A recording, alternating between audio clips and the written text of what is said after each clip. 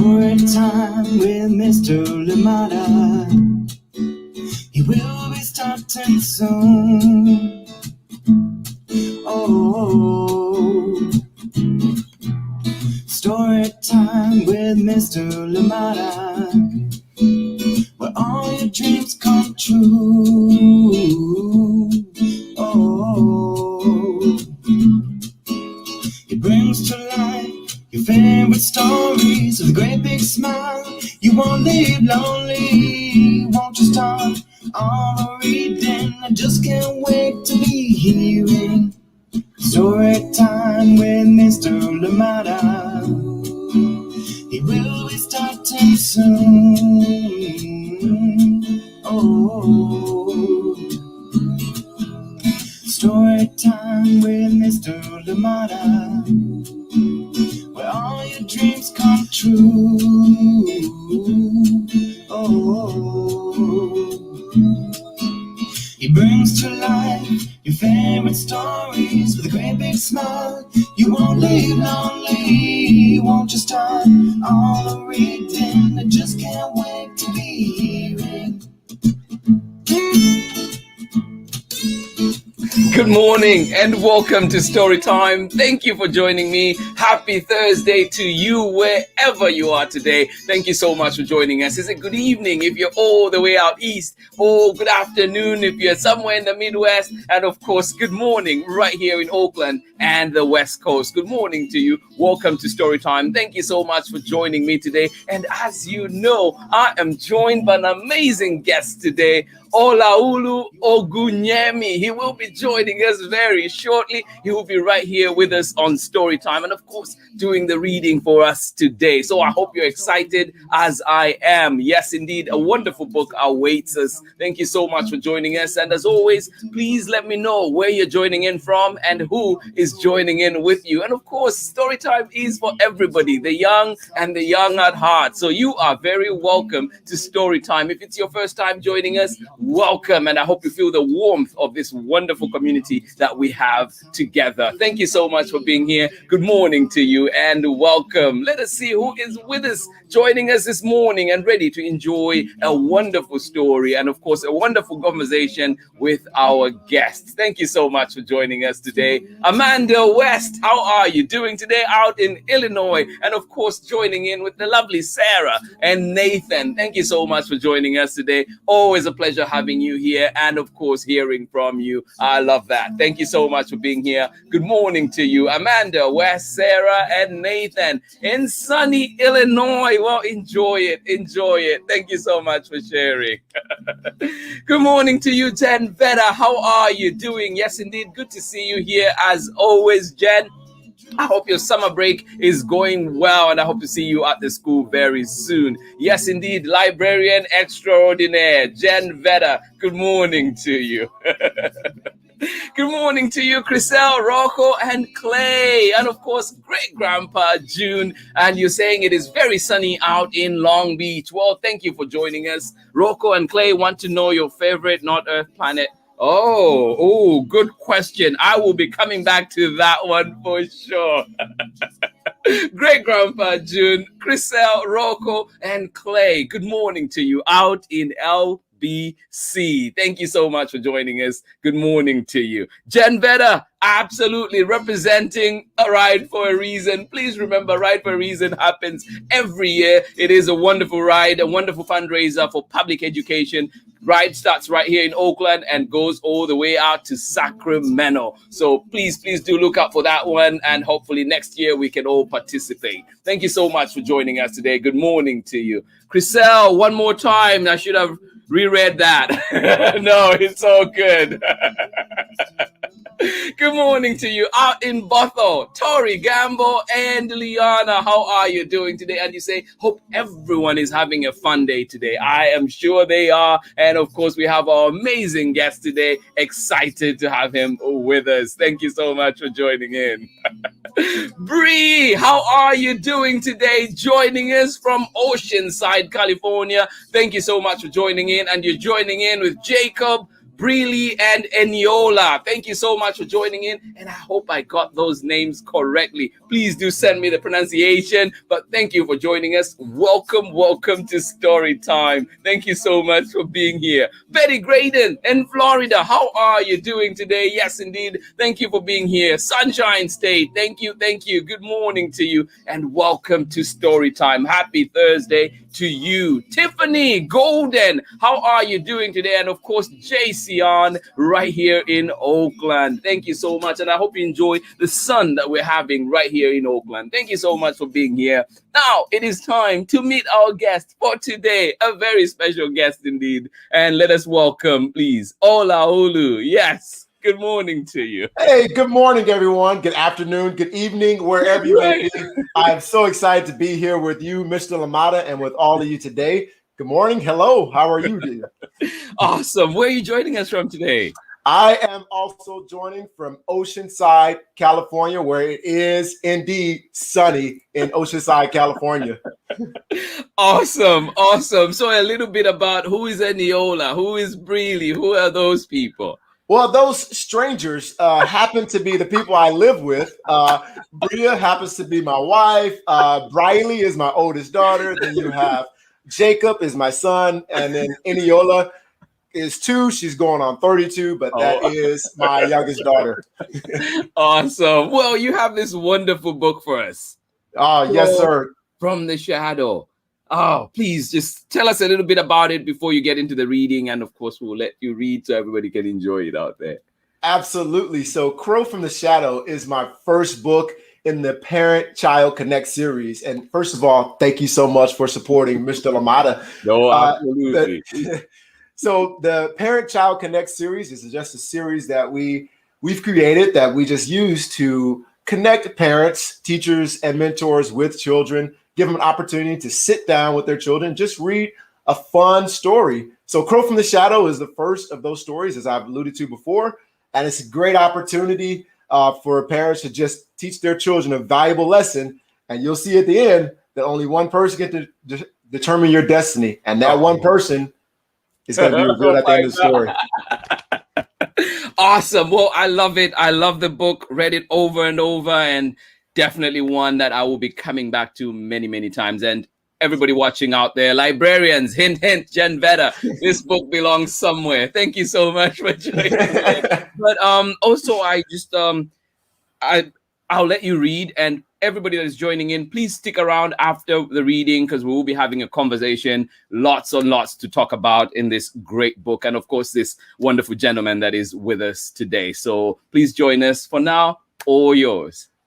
Thank you so much, Mr. Lamata.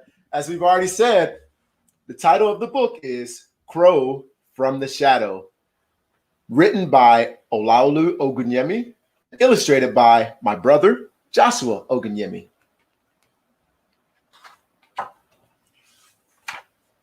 Crow from the Shadow.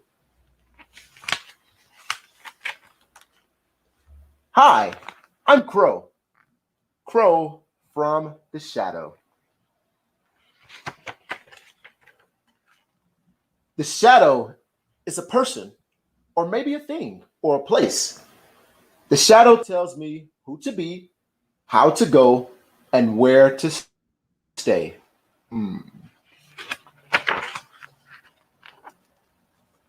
I wear all black, although my favorite color is blue. Black cap, black shades. Yep, that's what the shadow tells me to do.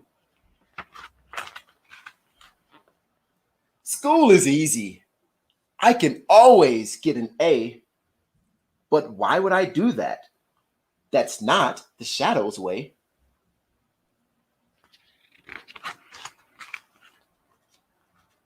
I love sunsets on the beach while I enjoy a nice book to read. But the shadow said reading is boring. So that hobby is not for me. We love sunsets in San Diego. I love flying like the wind while I chat with my friends. But the shadow said I'm a loner. So I just play pretend.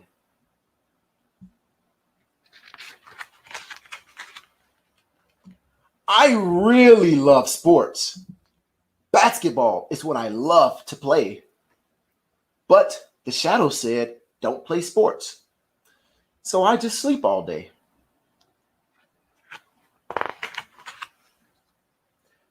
I had a dream that I decided to protect and serve.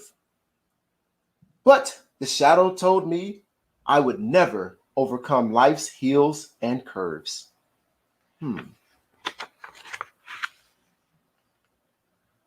I am an amazing architect. I built an Eiffel Tower with toothpicks. But the shadow told me that I could only dig a ditch.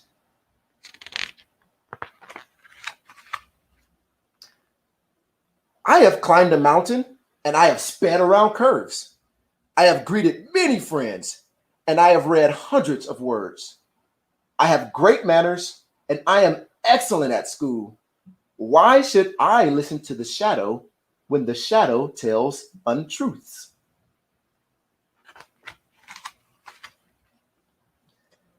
I can be a success and even choose a mate.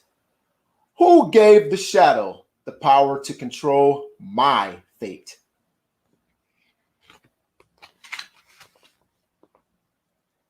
I will move forward and become all that I can be.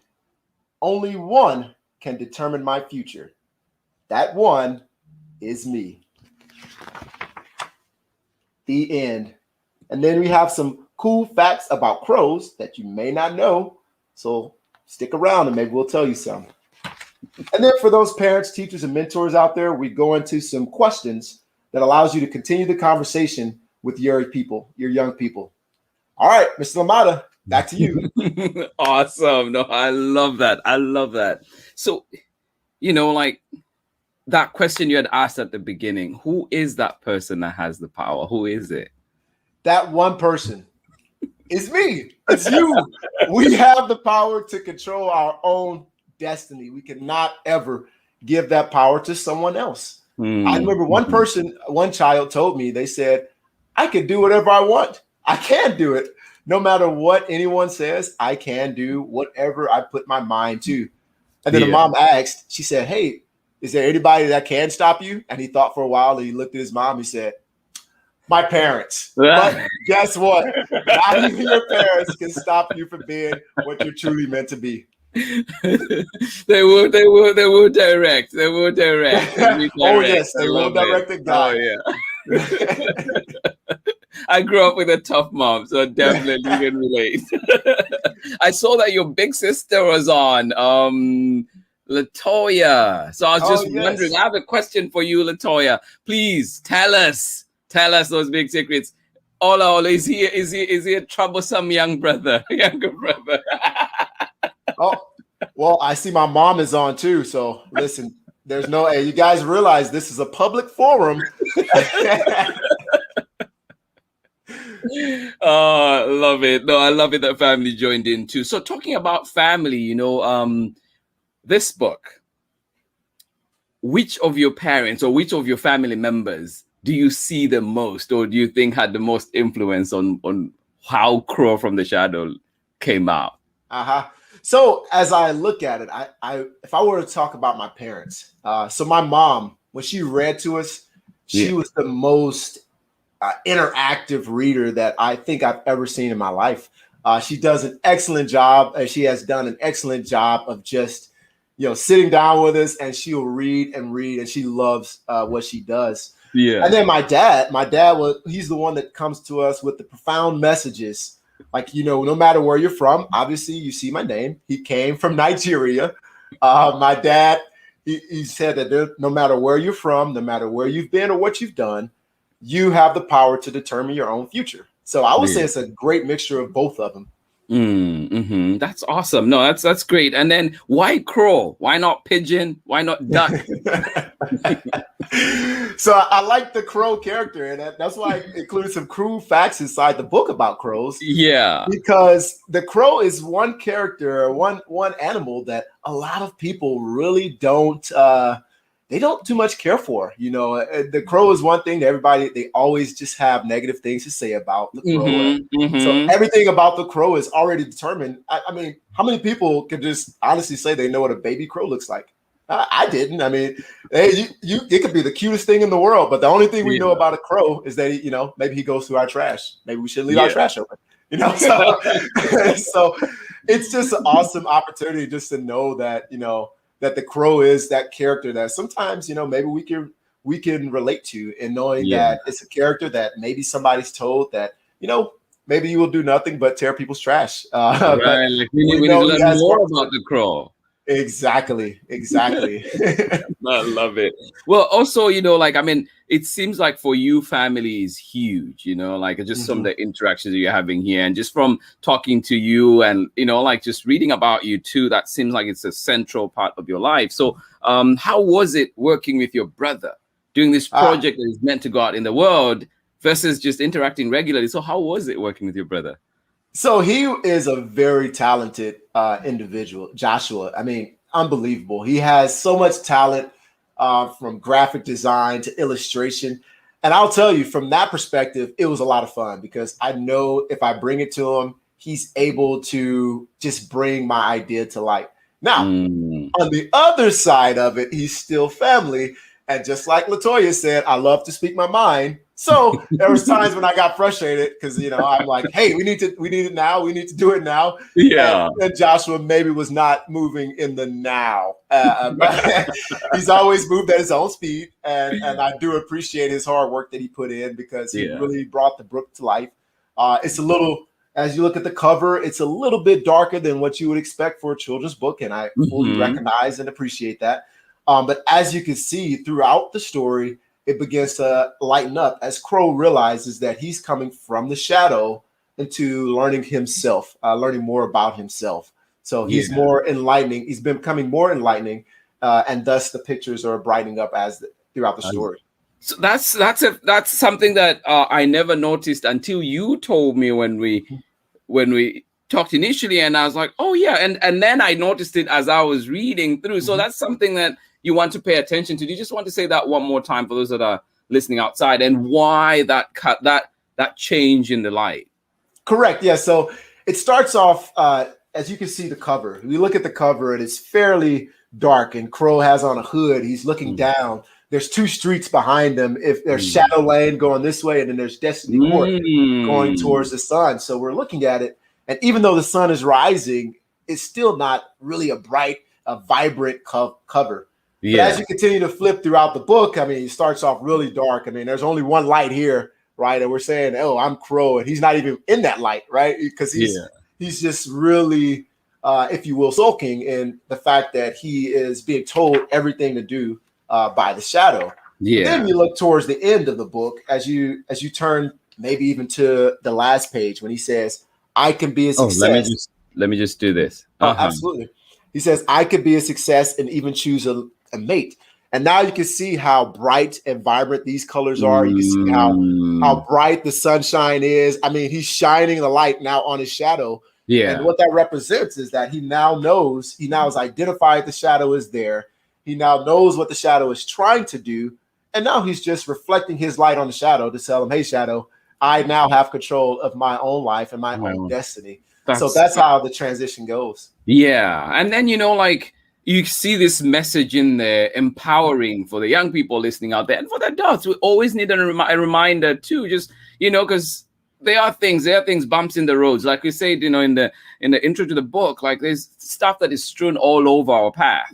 But then, how do we go over those hurdles? Some will hold us back a little bit. Some will hit us a lot harder than others. So to hear your message in there, and I think bring it to young people at this point is just so important, and then ties into other things that you do. I know that you do teen mentorship. So how did you come to that, and why is that important to you? So I'll start with the reason I like this book first is because before I feel like we could talk about finances and we could talk about anything else, any other topic that we have with our children, we first have to teach them to believe in themselves. And that's one thing that I started off with the teens that I mentor. is I tell them that you have to believe in yourself. You have to understand. That one makes me laugh. I'm listening. Listen, I'm just looking at it. That's my oldest brother, Dr. Clement Oganyemi, that's telling me to preach. So I won't preach. But that's the message that I convey to the teens when I sit down and talk to them, is that, hey, you control your own destiny, and that you just have to believe in yourself. And once you believe in yourself, then the sky is the limit for you. Limit for sure. And what settings do you work with these teens with? Correct. So I work in my local church, which is Liberty Temple Worship Center in San Diego. And it's been a blast. I mean, Pastor Mike gave me the ability to work with them. And he gave me the left and right lateral limits to just have opportunity to sit down and just express myself and really just learn from them, and just to be with them. And I just love it. I really appreciate the opportunity he gave. Yeah. And then I took that opportunity, and any other the teens that they introduced me to, and then through our family foundation, it's just a lot of things that we're able to do to connect with teenagers, because I believe that's just we always say the children of the future, but the children are the now. I'm not that old myself, but the children are the now. And you know, like, what do you learn from them? You know, like I'm sure there's that imparting that is coming from you to them, but what are you learning from them? What is one thing you say, like, oh yeah, you know, like every time I feel like I'm learning this from them? Right. So the first thing I'll say is I have to learn to watch what I say. I know my sister said I don't watch what I say, but I do. I have to learn, because one example is one teen said, hey, well, Lou said that we could do this and that. And the mom was telling me about it. I was like, in fairness to your sister, she did say you speak your mind. Yes. We stretch it a little bit. I do speak my mind somewhat. But I mean, that's one thing I learned from them, you know. And the other thing is just to learn the innocence and the energy, and just really, when you really think about teens and just children in general, that a lot of them just do things and they do it wholeheartedly. You know, my son, I was actually on a trampoline. Funny story. I was on a trampoline with my oldest daughter, and we were out there practicing flips, you know, doing a front flip. And I'll tell you, I've never done a front flip in my life. Surprise, Briley, I never had. But, you know, we're out there, and I actually landed a front flip, and she's hyping me up so much. I said, you know what? I should try a backflip, right? Yeah. And just because of that same energy and passion, I was feeding off of it. I'll tell you, I'm glad the ambulance wasn't called. I tried to do a backflip, and I landed on my head. Oh. So here's the story. You'll make sure you're extremely careful when you're on a trampoline. You don't want to be like me and hit your head on the trampoline. Right. It does not feel good. So I think that's one of the biggest things, just the innocence and the humility and the ability to just love others. Those are the kind of things I just learned from the youth. Yeah, no, that's awesome. And you know, like I work with, I've had first and second grade, and I learn so much from them every single time. Even on this community, they just certain things that will be mentioned. I'm like, oh my goodness, yeah, I will take that on board. So absolutely, we're always learning. And yeah, I definitely certain students come to mind right now. But just before, you know, I go into my next question, there is something here from Chriselle in Long Beach. And, you know, she's just saying, it felt, as you were reading, it felt like shadow was a metaphor for depression. And I think it would be a good his book for, you know, young people who struggle with mental issues, and which is an important topic. I mean, seen in the news, we talk about, and I feel like even at school, we do things like, oh, maybe, you know, caring school community or this, but I feel like we need to be diving deeper into this so we can understand it. I don't know what you think about your book being. Oh, absolutely. And I've heard that, I've gotten that feedback before. So I intentionally left the shadow. I didn't define what the shadow was, because the idea behind it is I wanted children, I wanted parents, whoever, I want them to identify the shadow as whatever that may be for them. Depression has been one. Some has been just their last name, even, you know, some has been where they're from. One told me, he was 7 years old. He told me it's the voices in my head that tell me things I know I shouldn't do, but I do anyway.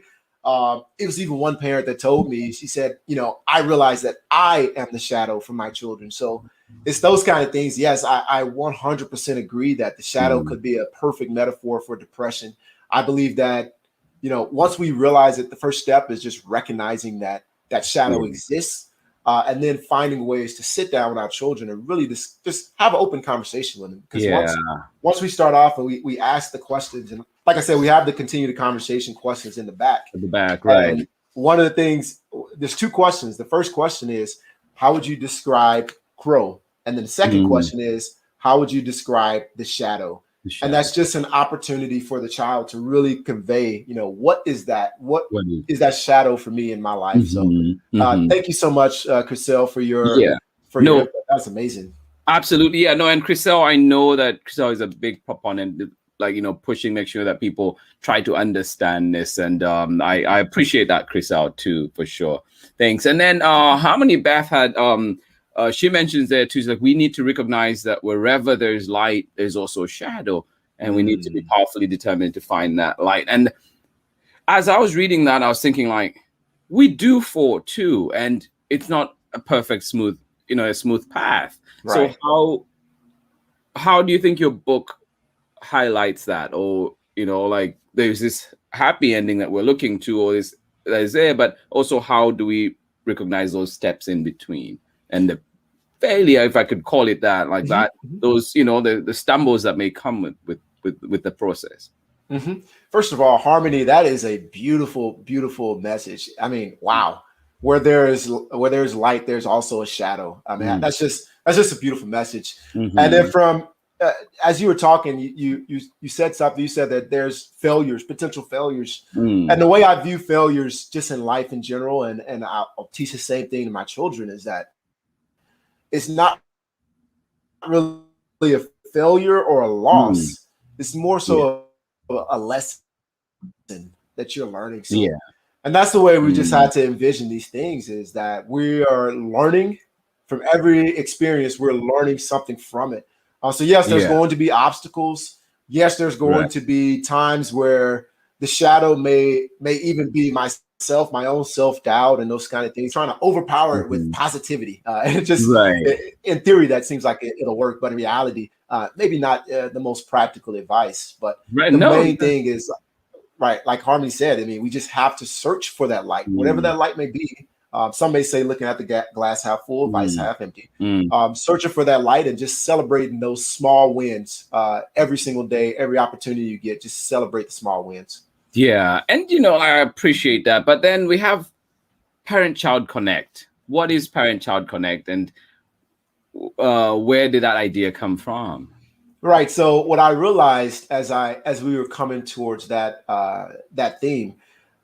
Is that there's a lot of influences out there, right? So I even looked at my own phone. I was looking at some of the applications that I have on my phone, and I think I counted about 20 applications that are pulling at my time and influencing me in some way.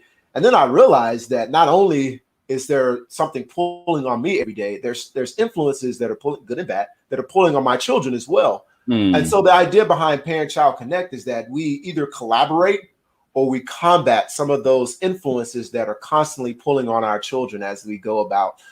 So it's just bringing that mentorship, bringing those sessions back into the home to where we sort of sit down and we actually sit kneecap to kneecap, and it doesn't have to be an awkward conversation. I think for me personally, it was times where if I'm trying to talk, I have two daughters, and and as I sit down and try to talk to them, sometimes I was like, man, this may be tough. It may be a tough topic to tackle, but it's like, well, maybe it's not as tough. Maybe just sit down and have a natural conversation. Maybe there's a book that can introduce them, maybe. So that's where Parent-Child Connect was birthed from. It's just that time to sit down with the child and just talk and really just communicate and share a moment, a memorable moment with each other. And how has that vision, from the time you started Parent-Child Connect to now, how successful do you feel it's been? And also, like at this point when you reassess, how is that vision going? Have you had to change, or Yeah. So firstly, in my home, I have to look at that, and I can tell you, my wife Bria, she does it all the time. Well, when it's time for bedtime, I don't know why, and maybe it's just bedtime story time. I don't know what it is, but that's the time where it's almost like silly time for us. It's like, hey, and my wife, she'll be standing there like, it's getting later and later. It's time for bed, but it's just that time I don't know why we just don't do it throughout the day, but it's that time that we just feel like we just connect more and we just sit there and it's just that time. So I think that's sharing in my own home, first of all, that time to connect. And then I've been getting feedback from numerous parents that, they sat down, even some that sat down with their child was graduating high school. They had a child that was like going to med school and wanted to go to law school. And they all sat down together and they read this book.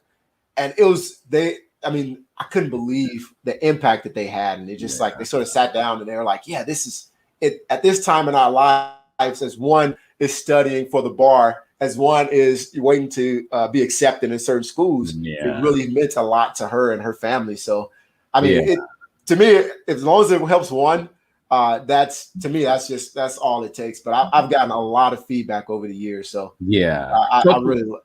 Yeah, no, I appreciate that. And, just to think children's books are they're just amazing because the messages are valid throughout for all of us. And as you are talking there, you mentioned your, like that family that read with people at different times in their lives. But it also reminded me of, say, for example, here with Amanda and baby Bia in Seattle, joining in with grandma and grandpa, and then also seeing how like these stories at the end, we're all enjoying them together. And so it just kind of reminded me of that. And just for everybody that is joining in right now, hopefully nobody was on too much African time, but you're here.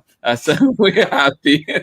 You're joining me today with OLAOLU OgUNYEMI, the author of Crow from the Shadow. And we just read it. And so please go back to this and see it and also find it where you buy your books. And of course, he is here talking a little bit more about his work and this amazing book. So the other thing I wanted to also touch on was you wear many hats. You've mentioned being a youth mentor at church. You mentioned, in talking to me, you mentioned you're with the Marines, and you're also, you're leading people there too. And then you're an author. And I remember having a conversation with Amanda, who parent here too, is how do you maintain the balance? And first of all, Amanda, that's amazing because that's another point of this is just creating memorable experiences with children. And I know every experience that I've had with my grandparents, I cherish for dear life. You're lucky today, Mr. Lamont. I didn't wear my hat, and my family knows the hat I'm talking about. It's actually on a flyer. But I absolutely love a hat that my grandfather has, and he had, and it's just one of those things you just cherish those moments. So thank you so much for joining us, Amanda. But now I sidetracked myself. No, it's so good. This is what it's about. That's the original question you wear. Right. It's balance. It's just one thing to, I won't pretend that I'm perfect at it.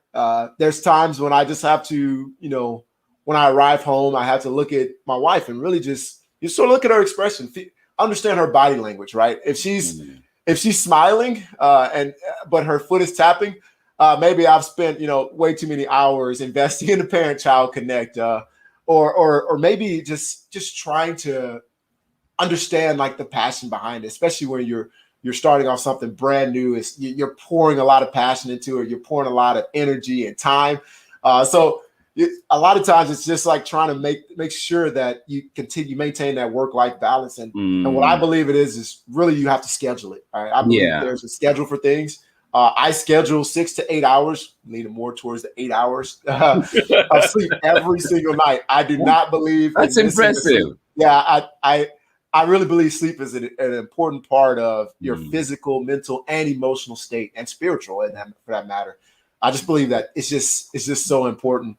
Yeah. But I think that's really what it's all about. I mean, I'm not perfect at it, and yes, I'm a Marine officer, and yes, I can create the best schedule in the world, but unfortunately, human beings just don't operate the best way. When you look at with children, my 2-year-old, Is Eola, as you see, my 2-year-old, she's not going to really respond to my schedule when I say, okay, you need to do this at this time, this at this time. No, she's not going to respond to that. So right. You do your best to schedule things. You do your best to do what you have to do. But what I would recommend to anybody is when that moment presents itself, whatever that moment may be, live in that moment. Like I said, we're on a trampoline. I try to do backflips, try to do front flips. I think those are memorable experiences. I'm sure my oldest daughter would tell you that she was scared. She probably thought she'd have to call the ambulance because she probably heard the pop in my neck, and I still have to stretch it out a little bit. But it's just living in those moments. I think that's really the most important part. Yeah, no, I love it. I love it. And, it's really an inspiration. It's just think of all those things that you're able to balance. How important has been family in finding that balance? I mean, we're talking here, lucky enough to, to have support systems. And, I have my friends that I lean on. I have, people in this community that have become more than just, more than just people that we read stories with. They've become people that are supports. And so for you, how important has family been throughout this whole process? Right. So I'll start from when I was young. I mean, we have a fairly big family. I'm the fifth of 6 children, and we literally talk every single day.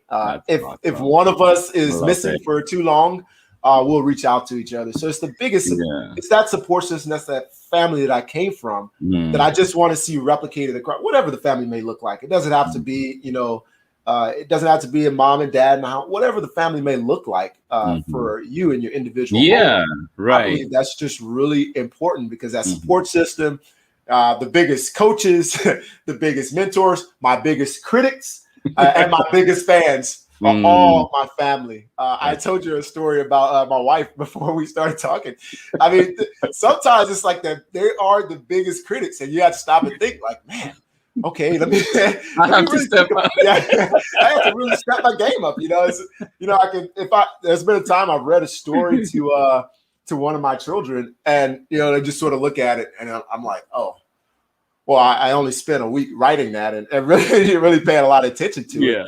Yeah, but that's just what it to me. That's huge. Having that support system, or even creating that environment of just whatever that family may be for you.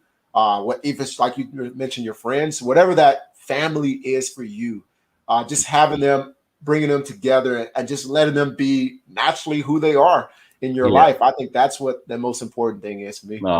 That's beautiful. I love it. And, really, which is one of the things that I find, the community, if you can lean on your families, lean on your communities, and hopefully we're building communities that come together and we check in on each other, even if it's just a simple text that feels like, oh, just checking in. How are you doing today? Hopefully we're able to do that, or have people in our lives that can do that. And so such a powerful message. Thank you. And then at what point did you feel that Crow from the Shadow was ready for the world?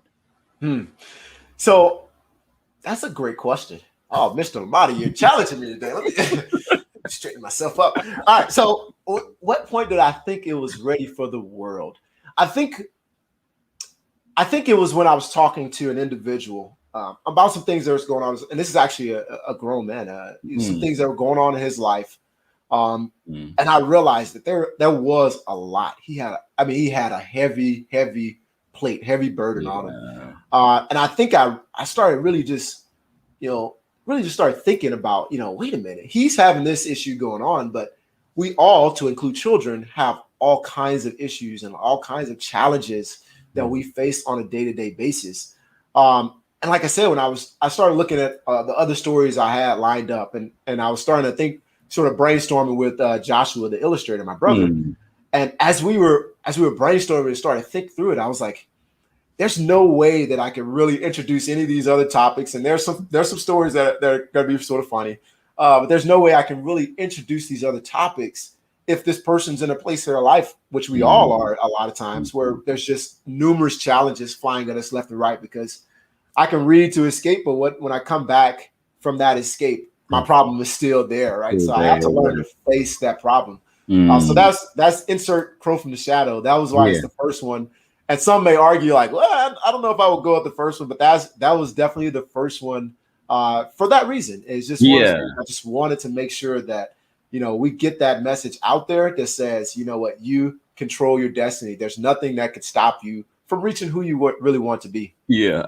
You mentioned the first one. My next question was going to be, is there more to come from OLAOLU? But absolutely. So we're working on a lot of different projects. It's just been a blessing. I mean, I've met great people like Laura Atkins and Beth Bacon in the community, and it's just these people that are constant, that I've been constantly meeting, and they've been introducing me to new people, and so I've had the opportunity just to connect with other people that we're gonna have some new projects coming out probably towards the fall time. So yes, there are going to be a lot more products coming out. So this isn't a one and done.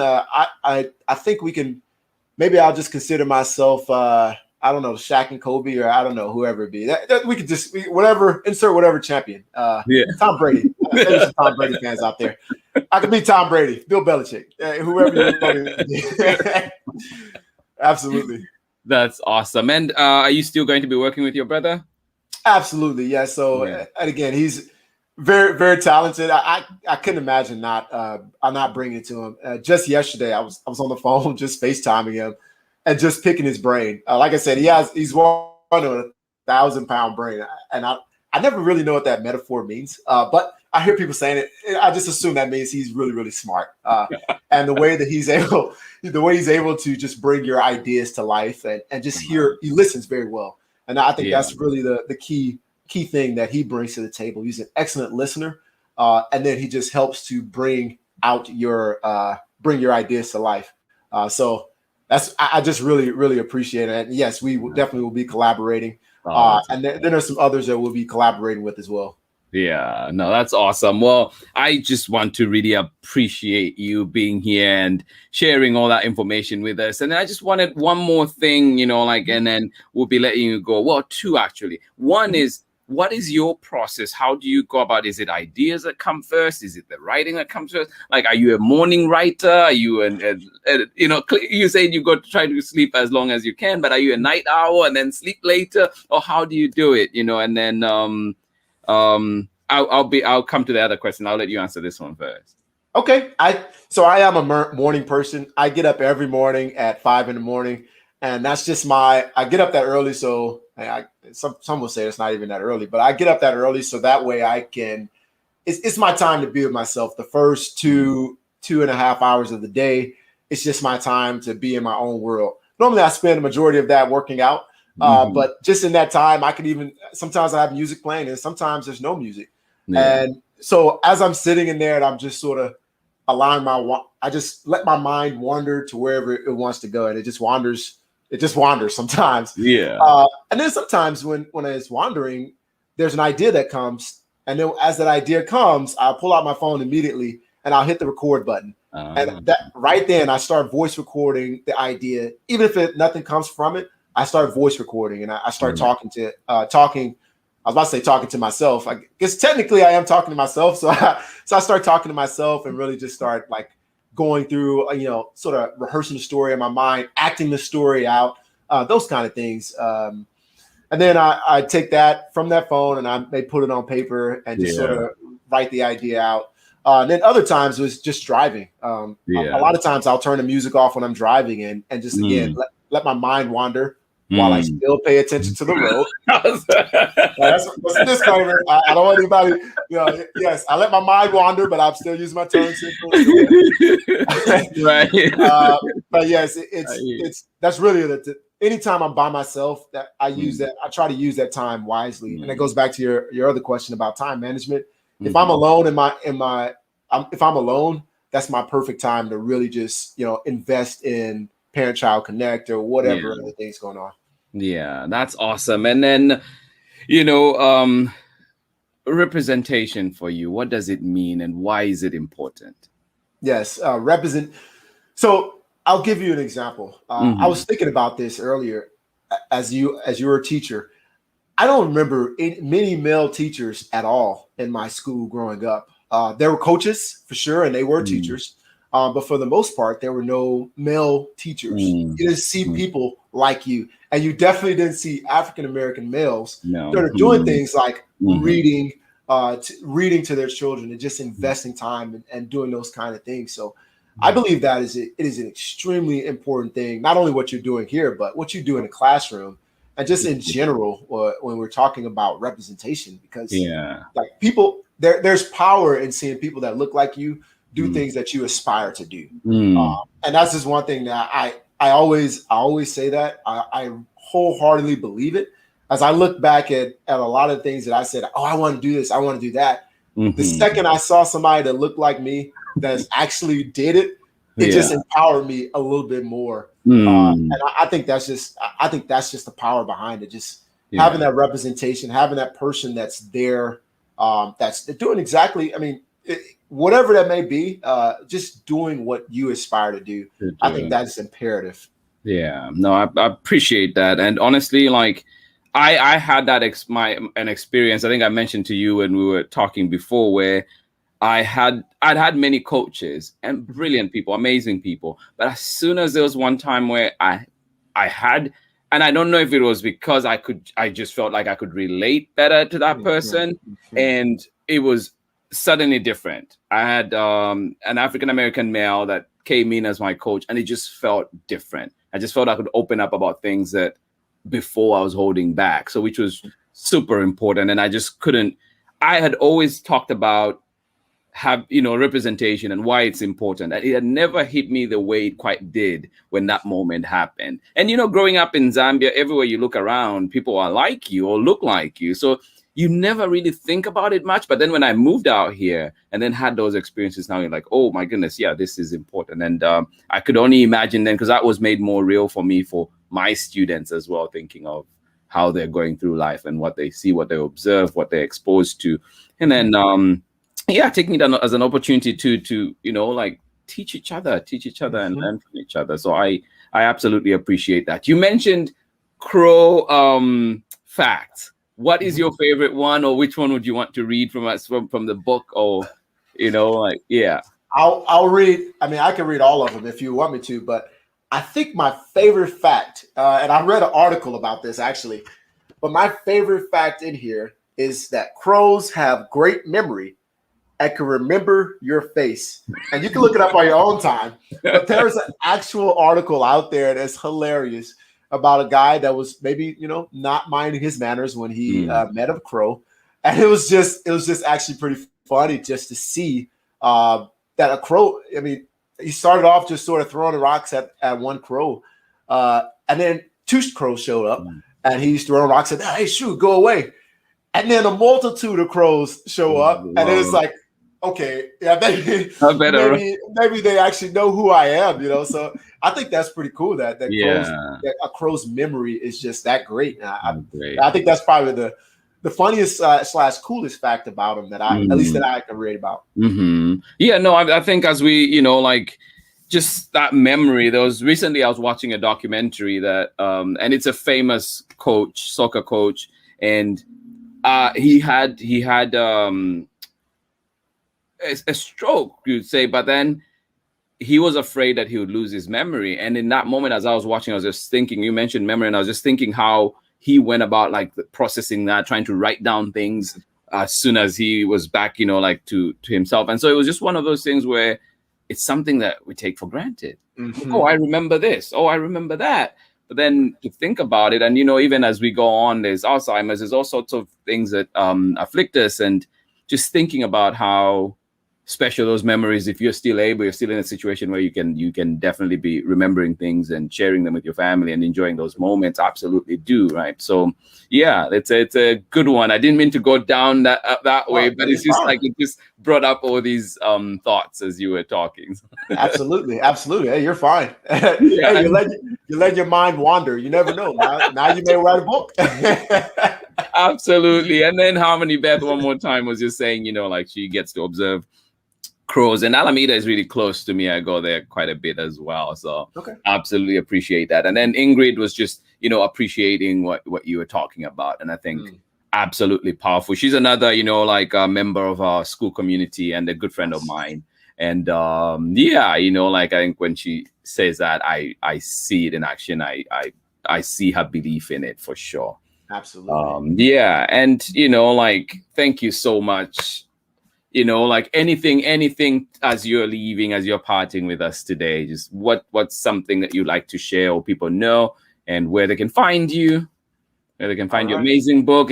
Can they get you? Do you do author visits? Absolutely. Yeah. So you can contact me. You could just go to my website. That's parent-child-connect.com. You can go to my website and you can contact me through there. You can, anything that you want, just reach out to me. I've done virtual visits. I've done story time. Not as good as story time with Mr. Amada. Plug. I've done school visits. I've done several different things. I've done some podcasts, and so it's been a great experience thus far. And really, what I'm doing is I'm just trying to again spread the message. I'm more encouraged by being able to just spread the message and just encourage others than I am just trying to make a profit. I just. Like I was reading that. Thank you so much for your compliment, Amanda, because I do want to bring that energy and that liveliness into the stories and into the atmosphere. So that way you can take that same energy back home to your children or to the children that you mentor, that you may impact and you may influence. And you just take that same energy, you pour it into them, and we just make this world a better place as we grow and learn. Right. So no, that's awesome. Thank you so much, OLAOLU. I really appreciate your message, and just the energy, like Amanda said, that you bring, and also the representation that you bring. It's so beautiful to see, like young Black men involved and doing things in the community. I really appreciate that. And I think the community out there, as you've seen, really appreciated it. And hopefully we'll see you again here on Storytime, please. Absolutely. And then everybody that is joining in, I've put out the comments in the comment section. You can find all Instagram, all the handles, Facebook, the website. So you can find OLAOLU on there. Please follow him on Instagram, and so you know what's happening with Crow and From the Shadow and everything else. And thank you so much for joining in today. And I will definitely be back tomorrow. But for now, OLAOLU, thank you so much for joining us. And thank you so much. Yeah.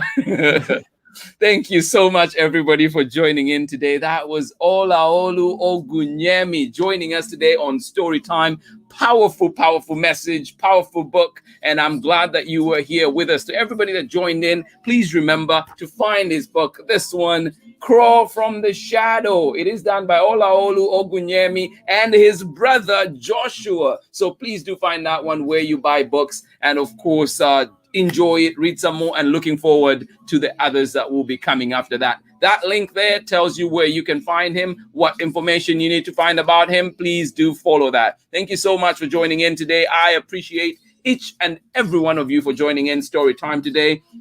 I wish you nothing but love and hugs from everyone around you. And yes, indeed, warmth with your family. Thank you, Grandma Cindy, Grandpa Dennis. Thank you for joining us. Amanda, Baby Bia, thank you for joining us today. Jen Veda, thank you for joining us. Elisa Clement, thank you for joining us. Marilyn Gibson, thank you for joining us today. Ingrid out in Argentina, Patagonia, and of course our very own also Ingrid right here in Oakland. Thank you so much for joining us today. I am glad you were here on Storytime with us. Please remember to join me tomorrow with another exciting story. The Elephants Come Home is coming back. They're coming back home tomorrow. We'll be reading this one, and of course we'll have our guest author Kim Tomsich joining us tomorrow. So please make a date, 11 a.m. Pacific time, for another wonderful story and another inspiring chat. And of course, if you do want to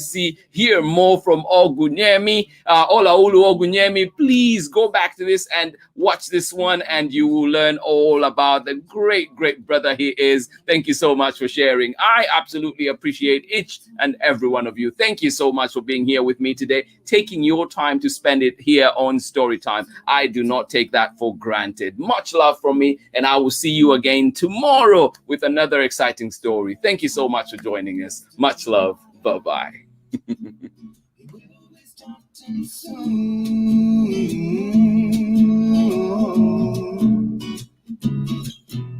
Story time with me. Mr. Lamada, where all your dreams come true. Oh,